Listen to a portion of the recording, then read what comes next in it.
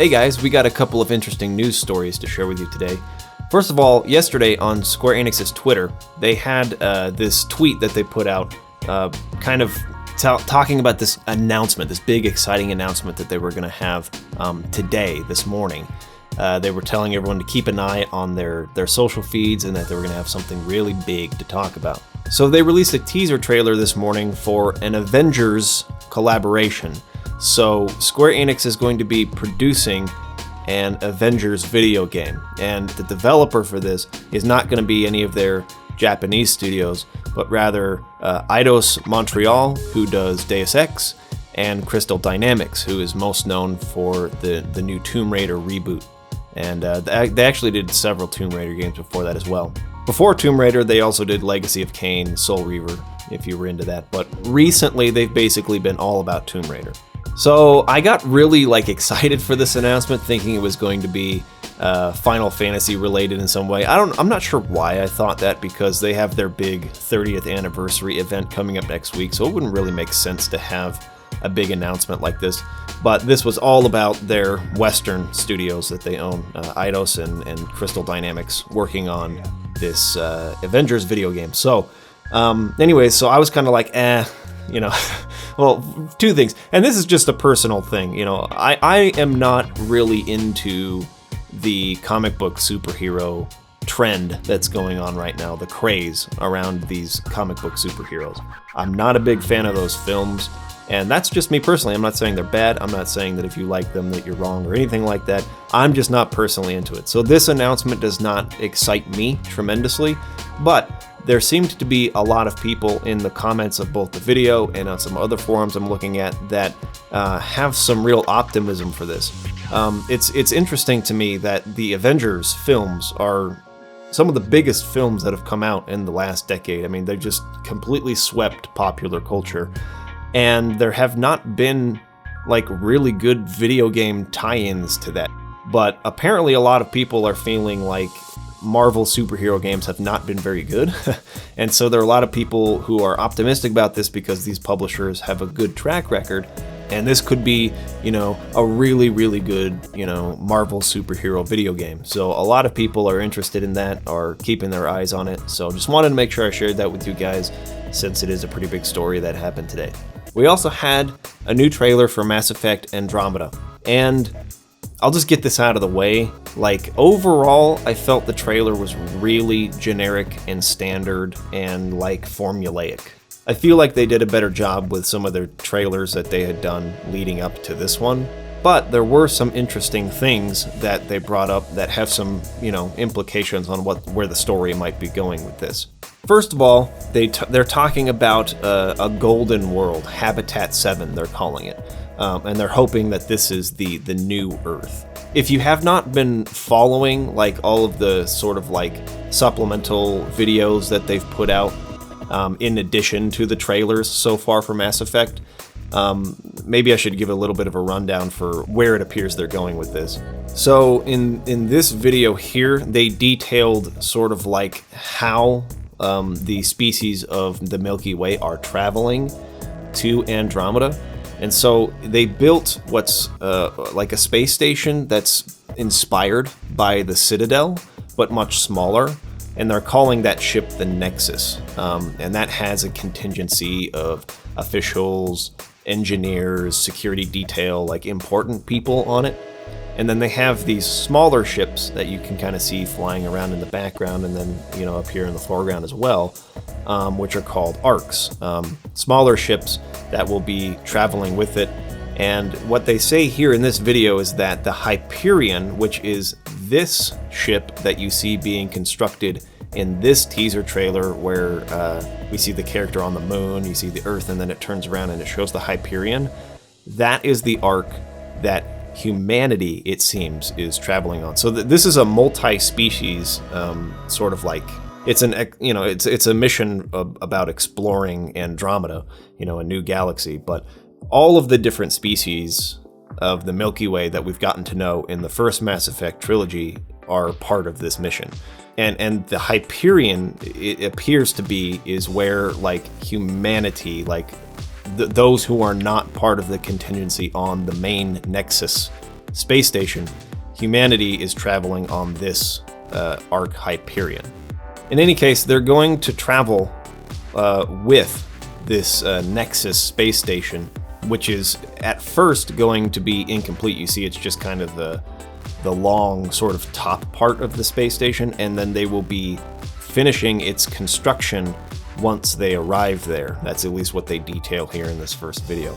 And on that space station, they'll have, you know, all kinds of different stuff, but most importantly, they'll have a way, like records, basically, a history of each of the species that they can use to help the aliens they might come across get to know them better, get to understand, you know, their history and the different species and all that kind of thing.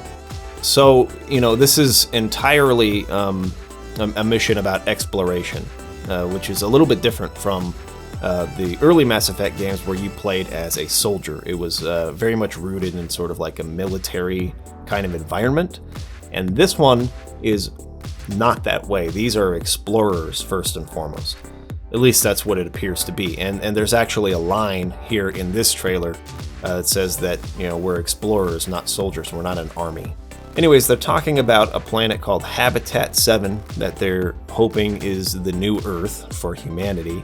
And this is the part that confused me a little bit about this trailer, because in this original video I'm talking about, it seemed to be saying that there are 20,000 people on the arc Hyperion itself. And obviously the Nexus space station is much bigger than that.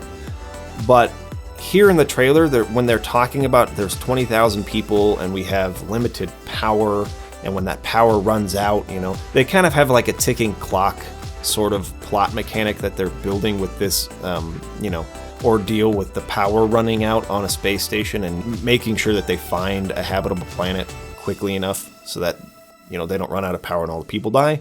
But they're talking about the 20,000 souls, but they're showing the Nexus arc, which I think is actually much larger than that, when in this original video they were saying that the 20,000 people are on the Hyperion ship. So I don't know.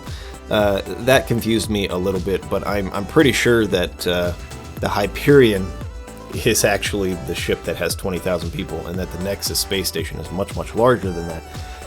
But in any case, they're introducing this idea of a ticking clock. We're going to run out of power. We got to find a planet. And I don't know. That's fine, I guess. But it really makes me wonder, like, if this space station was supposed to be patterned or inspired by the Citadel. Like, the Citadel doesn't run out of power. Like, what's powering the Citadel? And why aren't they using that to power this? What is the issue with, like, you know, running out of power? I'm not sure why at this point that's a problem with the Reaper technology they obviously have had access to. I don't know. Maybe you guys know the answer to that better than me, but that kind of, you know, was one thing I had a question about while watching this. So anyways, they send out this main sort of team, which is the main cast of the game. They're called the Pathfinder team, and they're going to go out and try and find out whether or not this planet Habitat 7 is going to work. And they come across, obviously, an aggressive alien species. They refer to the leader specifically as Archon in this trailer. And run into some problems, and so that looks like what's going to be the main villain of the game. They also showed what looks like a more benevolent species, native species of Andromeda, at least one of them that they're showing here. So that's interesting. I kind of like the design of these aliens. But from there, it kind of feels like your, I don't know, standard, generic, like I was saying, formulaic trailer. There wasn't anything in particular in this trailer that really excited me about the game. There were some previous trailers that really did, and I am still very excited for the game, but this trailer in particular didn't really do it for me. One thing that I thought was kind of interesting was that they're really highlighting the male protagonist in this trailer here, whereas in the past, in some of the teaser trailers that they had shown in the past, they had really featured the female protagonist, and I felt like originally when I first saw this whole trailer that it was going to be a female protagonist in the lead. But, you know, this brought up questions about, okay, is this the same character, male and female versions, kind of like they did in the original trilogy with Shepard, where Shepard could be a male or female? And it turns out, actually, that they're brother and sister. So you can choose to be either Scott Ryder or his sister, Sarah Ryder. These are actually two different people. And their father is actually a character named Alec Ryder. He's going to be taking a pretty big role in the story as well. So they got kind of that family dynamic there. I like that a little bit better, personally. I think that's a pretty good way to go. Rather than having a male and female version of the same character, I like splitting them into two different people. And it makes me wonder how exactly they're going to go about, because they've said that these two characters will coincide at the same time in the game. So whether you choose the male or the female, the other character is still going to be part of the story. So it'll be interesting to see like how those stories are different, whether the story is different if you choose the Sarah or Scott, whether their paths sort of diverge and go different ways, or whether it's just a cosmetic thing. It's like if you choose Sarah, she's the one, and if you choose Scott, he's the one. I don't know. It just has some interesting sort of like implications, and I wonder how that's going to play into the story. In any case, Mass Effect Andromeda is coming out here in March. I'm very, very excited for it. It's been a very long time since we've had a Mass Effect game, and it's one of my favorite series. So let me know what you guys think of Mass Effect Andromeda, and especially of the Square-Enix produced Avengers game. I'd like to see how many people are really excited for that. How many people we have on the channel that are really into Marvel movies. And let me know, because I don't know anything about like the whole lore surrounding the Marvel stuff. They're talking about reassembling in that trailer. They're talking a lot about what appears to be, regulation on heroes of some kind. So maybe you guys can sort of draw which comic story this is coming from and where in the timeline this might be taking place. So let me know what you guys think, and we'll see you again really soon.